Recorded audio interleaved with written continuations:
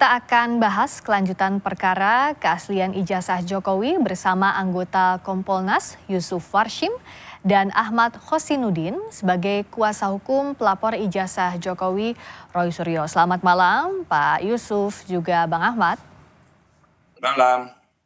Saya ke Bang Ahmad dulu. Setelah kemarin gelar perkara khusus, saat ini apa proses yang sudah berlangsung di Barreskrim Polri? Apakah menunggu hasil dari gelar perkara khusus baik itu dengan pelapor, terlapor dan juga internal?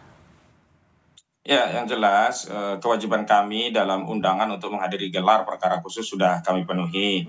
Dan kami dalam proses itu juga sudah mengajukan sejumlah ahli yang sebelumnya merupakan bagian dari ahli dan bukti-bukti yang disampaikan dalam proses Dumas yang saat itu berkaitan dengan dugaan adanya pemalsuan dokumen ijazah Jokowi yang disampaikan oleh TPUA pada 9 Desember 2024 yang lalu.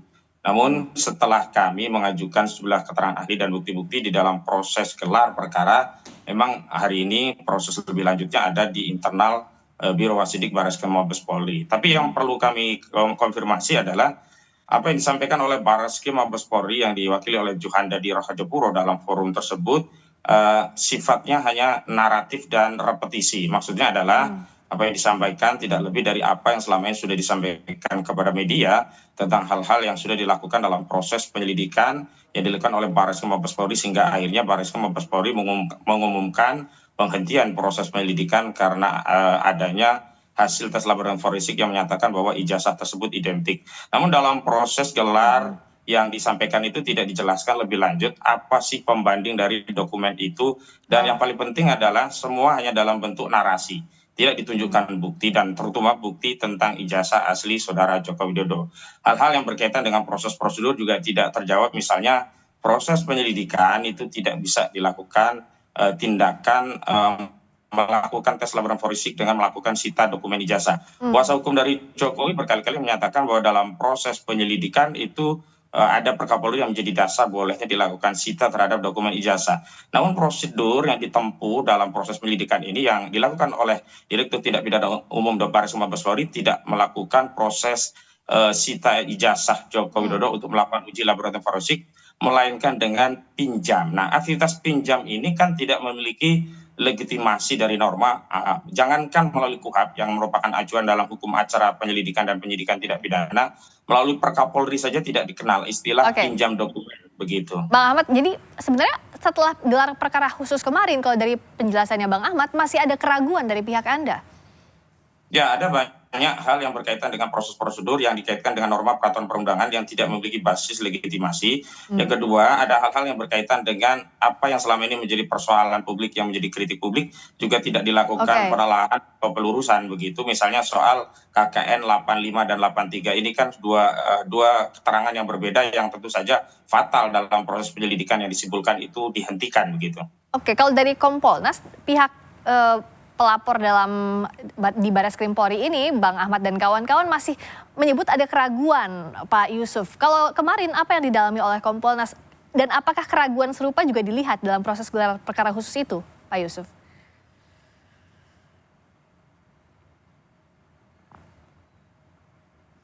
Masih di mute, tolong di unmute. Baik, terima kasih. Jadi kemarin itu rekan kami yang hadir langsung ada 2 komisioner dan laporan yang kita terima secara resmi bahwa gelar perkara khusus kemarin itu juga tidak hanya dihadiri unsur eksternal Kompolnas, tapi juga ada unsur DPR RI, ada Ombudsman. Artinya ada pelibatan 3 unsur eksternal. Ini kita nilai bahwa gelar perkara khusus kemarin dari pihak penyidik menunjukkan transparansinya. Itu yang pertama. Yang kedua, karena memang sejak awal melalui media ini juga saya menyampaikan ketika dari pihak pengadu merasa berkeberatan, maka pada waktu itu saya sampaikan ya kalau merujuk kepada Perkap ketika ada keberatan dari pihak pelapor, atasan penyidik bisa memberikan satu ruang untuk dilakukan gelar perkara khusus. Jadi gelar perkara khusus ini kemarin sudah dilakukan dan laporan dari yang hadir para pihak sudah memberikan penjelasan-penjelasan. Ya. Hanya apa yang menjadi keberatan kemarin itu tetap ada dalam catatan tim Kompolnas yang ada di situ yang disampaikan oleh dari pihak pengadu, itu kita catat, dan itu tentu meskipun sementara ini melapor dari tim yang sudah hadir di situ melaporkan bahwa secara prosedur sesuai dengan peraturan perundang-undangan, untuk itu apa yang menjadi keluhan masyarakat tentu Kompolnas tetap meresponnya. Nantinya kita akan lakukan pendalaman. Hanya sekali lagi, apapun yang disimpulkan oleh penyidik itu tetap menjadi kewenangan penyidik dan itu kita hormati. Hanya dari sisi kewenangan Kompolnas, kita akan menerima saran dan keluhan masyarakat.